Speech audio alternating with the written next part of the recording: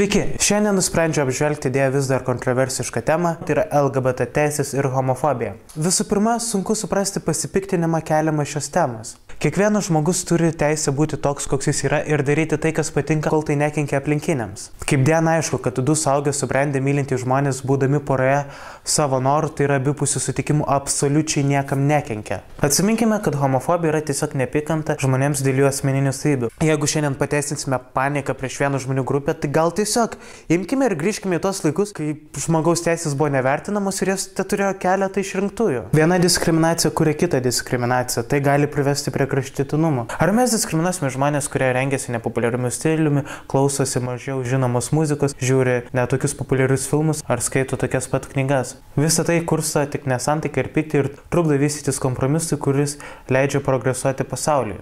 Tai yra tikrasis neigiamas pavyzdys vaikams. Taigi, pereikime prie tabų temos – santuokos. Kai kam atrodo, kad įteisinus vienos lyties santuokas, pasaulis išnyks, civilizacija sugrius, o tradicinės šeimos nebeliks. Man šios baimės atrodo nepagrįstos ir štai kodėl. Visų pirma, jeigu du suaugę subrendę žmonės nori sukurti santuoką, tai jų asmeninis reikalas. Ne man, kam nors kitam ar valdžiai aiškinti, kokius santykius gali turėti suaugę žmonės. Tai jų apsisprendimo teisė ir niekas negali to atimti. Kaip iš manęs ar iš jūsų negali niekas atimti teisės atlikti sprendimų susijusių su jūsų asmeniniu gyvenimu, kurie niekam netrukdo, nepažeidžia kitų žmonių laisvės, teisės bei gerovės. Taigi keletas mitų apie tos pačios lyties santuokų įteisinimų pavojų. Mitas numeris 1. Kai kurie žmonės teigia, kad tokia santuoka sugriaus tradicinę šeimą. Tačiau niekas to net nenori padaryti. Kitaip tariant, jeigu jūsų kaimynas nusipirks Xbox One, tai niekas iš jūsų netims PlayStation 4. Tai yra du dalykai netrukdantis vienas kitam. Baimės yra dažnai nepagrįstos. Tai mes žinome iš įvairių istorinių pavyzdžių.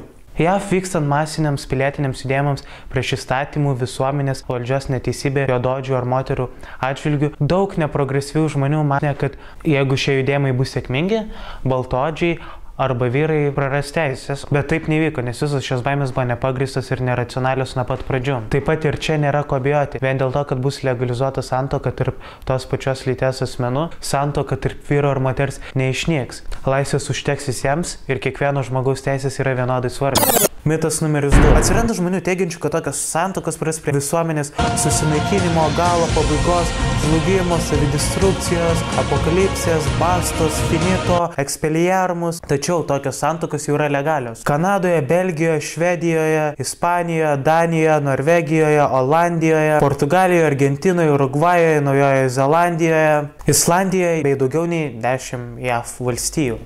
Ir kai matome, tos vietos puikiai laikosi. Nėra jokių sociologinių, psichologinių ar kitokių mokslinių tyrimų pritarančių šiai teorijai. Mitas numeris 3. Treti teigia, kad santuoka yra skirta giminės pratęsimui. Taip pat mes puikiai žinome, kad kartais susituokia žmonės negalintys ar nenorintys turėti vaikų. Tai yra viena iš neprivalomų santuokos dalių.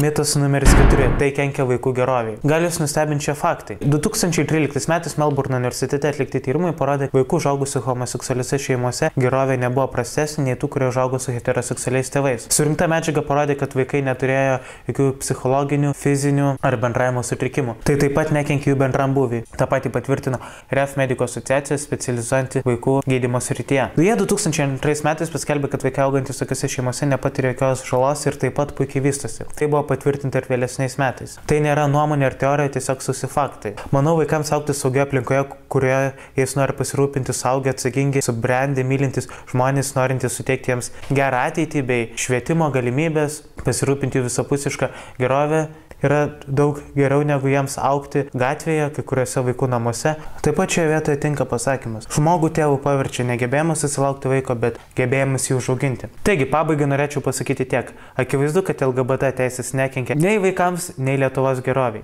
Lietuva yra gabių, protingų, darbščių ir intelektualių žmonių šalis. Todėl tikiu, kad esame moderni vakarietiška valstybė ir toliau judėsime šiuo nuostabiu keliu, o neimsime pavyzdį iš kai kurių rytų valstybių, stokojančių demokratijos ar draudžiančių pagrindinės žmogaus teisės, tokias kaip susirinkimo ar žodžio laisvė. Tad gerbkime, mylėkime, supraskime vieni kitus ir kurkime valstybę visiems atsakingiams jos piliečiams.